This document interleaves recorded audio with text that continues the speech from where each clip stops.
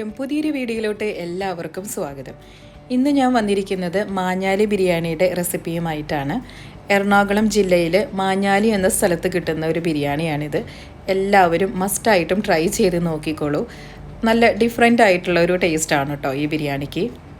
ഞാനിവിടെ ചിക്കൻ വെച്ചിട്ടാണ് ഈ ബിരിയാണി ഉണ്ടാക്കുന്നത്. അതിനായിട്ട് 1 കിലോ ചിക്കൻ എടുത്തിട്ടുണ്ട്. ചിക്കൻ ഫ്രൈ ചെയ്തിട്ടാണ് നമ്മൾ കറി വെക്കേണ്ടത്. അപ്പോൾ അതിന് മുമ്പായിട്ട് ചിക്കൻ ഒന്ന് മാരിനേറ്റ് ചെയ്ത് വെക്കണം. 1.5 ടീസ്പൂൺ കാശ്മീരി മുളക് പൊടി ചേർത്ത് കൊടുക്കുന്നുണ്ട്. 1/2 ടീസ്പൂൺ മഞ്ഞൾപ്പൊടി, 1/2 ടീസ്പൂൺ ഗരം മസാല, ആവശ്യത്തിന് ഉപ്പ്, 1 ടീസ്പൂൺ ലെമൺ ജ്യൂസ് അതല്ലെങ്കിൽ വിനാഗിരി ചേർത്തിട്ട് ചിക്കനിലോട്ട് നന്നായിട്ട് ഇതൊന്ന് തേച്ച് പിടിപ്പിക്കണം. എന്നിട്ട് ഇതൊരു 2 മണിക്കൂർ റെസ്റ്റ് ചെയ്യാനായിട്ട് മാറ്റിവെക്കാം. അതല്ലെങ്കിൽ മിനിമം ഒരു അരമണിക്കൂറെങ്കിലും റെസ്റ്റ് ചെയ്യാനായിട്ട് മാറ്റിവെക്കണം.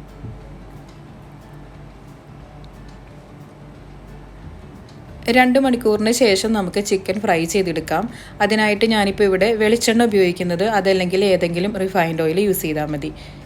ചിക്കൻ ഫ്രൈ ചെയ്യുന്നതിന് മുമ്പായിട്ട് റൈസിലോട്ട് ചേർത്ത് കൊടുക്കേണ്ട കാഷ്യൂനട്ടും കിസ്മിസും ഫ്രൈ ചെയ്ത് മാറ്റി വയ്ക്കണം.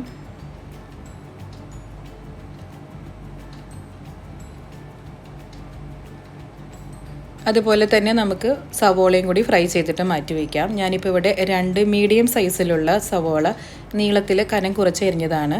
കുറച്ച് ഉപ്പ് ചേർത്ത് കൊടുക്കുകയാണെങ്കിൽ സവോള പെട്ടെന്ന് തന്നെ മുരിഞ്ഞു കിട്ടും.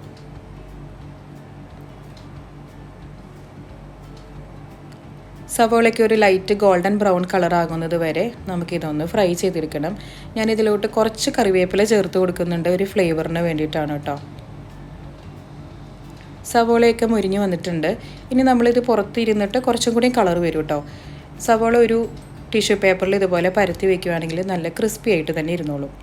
ഇനി ചൂടായ എണ്ണയിൽ തന്നെ നമ്മൾ മാരിനേറ്റ് ചെയ്ത് വെച്ചിരിക്കുന്ന ചിക്കൻ പീസസ് ഫ്രൈ ചെയ്തെടുക്കണം.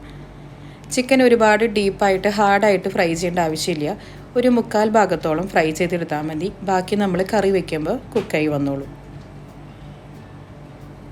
നിങ്ങൾ ഈ ചാനൽ ആദ്യമായിട്ടാണ് കാണുന്നതെങ്കിൽ, നിങ്ങൾക്ക് വീഡിയോകൾ ഇഷ്ടമാകുന്നുണ്ടെങ്കിൽ തീർച്ചയായിട്ടും ലൈക്ക് ചെയ്യാനും ഷെയർ ചെയ്യാനും കമൻറ്റ് ചെയ്യാനും മറക്കരുത്. അതുപോലെ തന്നെ സബ്സ്ക്രൈബ് ചെയ്യാത്ത കൂട്ടുകാരാണെങ്കിൽ ഒന്ന് സബ്സ്ക്രൈബ് ചെയ്തോളൂ.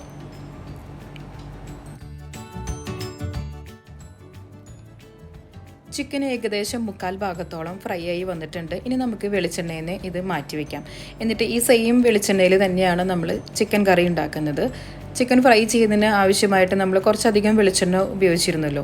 അപ്പം നമ്മൾ കറി വയ്ക്കാനായിട്ട് അത്രയും വെളിച്ചെണ്ണ വേണ്ടാത്തതുകൊണ്ട് കുറച്ച് വെളിച്ചെണ്ണ ഇതിൽ നിന്നെടുത്ത് മാറ്റി വയ്ക്കാം.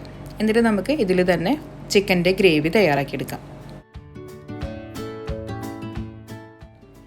ഇനി ഇതിലോട്ട് 2 സവോള ചേർത്ത് കൊടുക്കുക. എന്നിട്ട് സവോള ഒന്ന് സോഫ്റ്റ് ആവുന്നത് വരെ ഒന്ന് വഴറ്റി കൊടുക്കണം.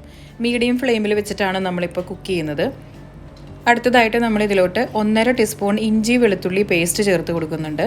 ഒരു 4 പച്ചമുളക്, ആവശ്യത്തിന് കറിവേപ്പില ചേർത്ത് കൊടുത്തിട്ട് ഇതിൻ്റെ പച്ചമണം മാറുന്നത് വരെ ഒന്ന് വഴറ്റി കൊടുക്കണം.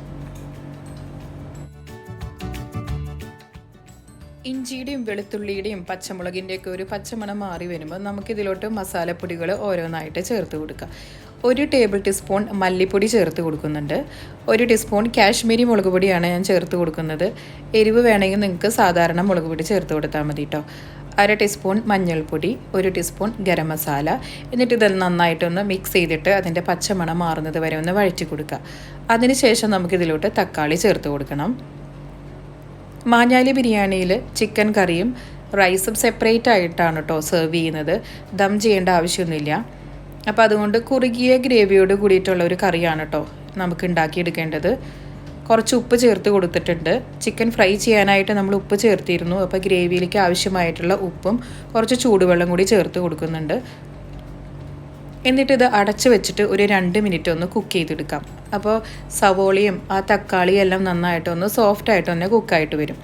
ഇനി നമ്മൾ ഇതിലോട്ട് ഫ്രൈ ചെയ്ത് വെച്ചിരിക്കുന്ന ചിക്കൻ പീസസ് ചേർത്ത് കൊടുക്കാം.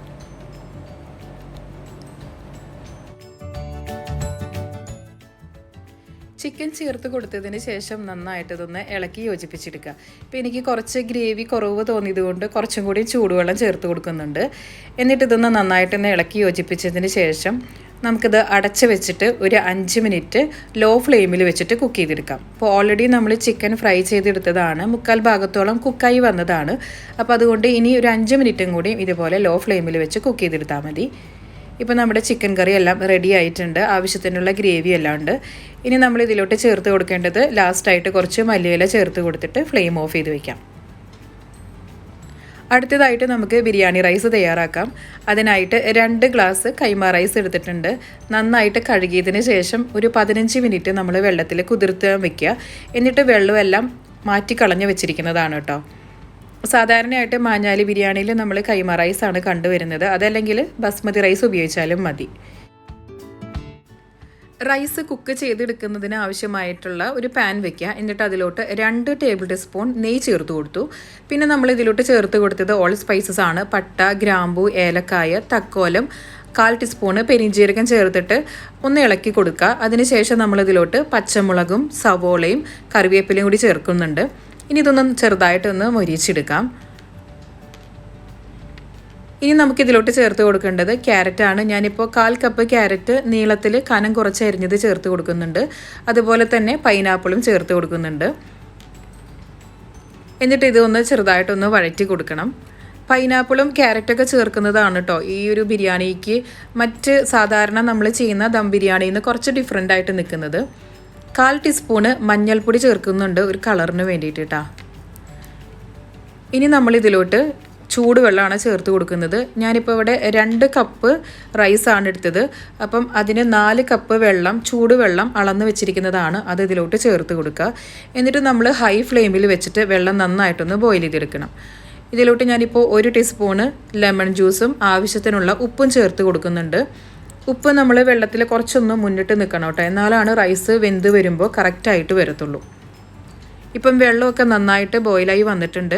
ഇനി നമുക്കിതിലോട്ട് റൈസ് ചേർത്ത് കൊടുക്കാം. എന്നിട്ട് തുറന്ന് വെച്ച് തന്നെ നന്നായിട്ടൊന്ന് തിളപ്പിച്ചെടുക്കണം.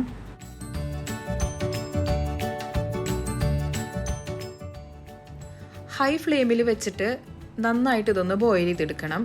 റൈസൊക്കെ ഒന്ന് നന്നായിട്ട് തിളച്ച് വരട്ടെ. അതിനുശേഷം തീ നന്നായിട്ട് കുറയ്ക്കുക. ലോ ഫ്ലെയിമിൽ വെച്ചിട്ട് അടച്ച് വെച്ചിട്ട് നമുക്കിതിൻ്റെ വെള്ളമൊക്കെ ഒന്ന് വറ്റിച്ചെടുക്കാം.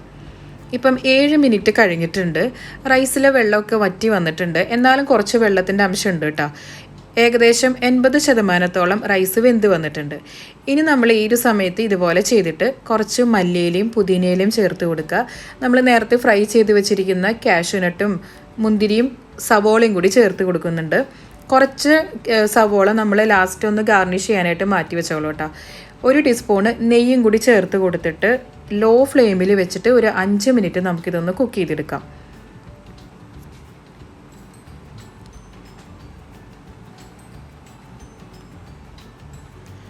ഇപ്പോൾ ഒരു 5 മിനിറ്റ് കഴിഞ്ഞിട്ടുണ്ട്. നല്ലൊരു ഫ്ലേവറാണ് കേട്ടോ ഇത് ഓപ്പൺ ചെയ്യുമ്പോൾ. കാരണം ആ ഒരു പൈനാപ്പിളൊക്കെ ചേർത്തത് കൊണ്ട് ഒരു ഡിഫറെൻ്റ് ആയിട്ടൊരു സ്മെല്ലാണ് നമുക്ക് ഫീൽ ചെയ്യുന്നത്.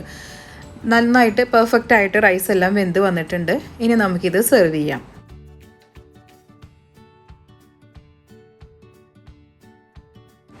സെർവ് ചെയ്യാനായിട്ട് ഇതുപോലെ ഒരു ബൗൾ എടുക്കുക. എന്നിട്ട് നമ്മൾ അതിലോട്ട് നേരത്തെ ഫ്രൈ ചെയ്ത് വെച്ചിരിക്കുന്ന സവോളയും കാഷ്യൂനട്ടും മുന്തിരിയും കുറച്ച് മല്ലിയിലയും കൂടി ചേർത്ത് കൊടുക്കുന്നുണ്ട്. എന്നിട്ട് നമുക്കിതിലോട്ട് റൈസ് ഇതുപോലെ ഫില്ല് ചെയ്ത് കൊടുക്കുക. അതിനുശേഷം ഒരു പ്ലേറ്റിലേക്ക് നമുക്കിതൊന്ന് കമഴ്ത്തി വെച്ചിട്ടുണ്ടെങ്കിൽ ആ ഒരു ട്രഡീഷണൽ വേലയുള്ള ഒരു സെർവിങ് ആണ് കേട്ടോ ഇത്. അതിൻ്റെ സൈഡിലായിട്ട് നമ്മൾ ചിക്കൻ കറിയും വെക്കുന്നുണ്ട്. പിന്നെ നമ്മൾ റൈത്തയും വെക്കുന്നുണ്ട് തൈര് കൊണ്ടുള്ളത്. നല്ലൊരു പെർഫെക്റ്റ് ആയിട്ടുള്ളൊരു ബിരിയാണിയാണ് കേട്ടോ. നല്ല ടേസ്റ്റാണ്. മറ്റ് ബിരിയാണികളിൽ നിന്ന് കുറച്ച് ഡിഫറെൻ്റ് ആയിട്ടുള്ള ഒരു ടേസ്റ്റൊക്കെ തന്നെയാണ്. അപ്പോൾ നിങ്ങളെല്ലാവരും ഒന്ന് ട്രൈ ചെയ്ത് നോക്കിക്കോളൂ. എന്നിട്ട് നിങ്ങളുടെ ഫീഡ്ബാക്ക് കമൻറ്റ് ബോക്സിൽ മെൻഷൻ ചെയ്യാനായിട്ട് മറക്കരുത്. പുതിയൊരു വീഡിയോ ആയിട്ട് കാണുന്നത് വരെ നന്ദി, നമസ്കാരം.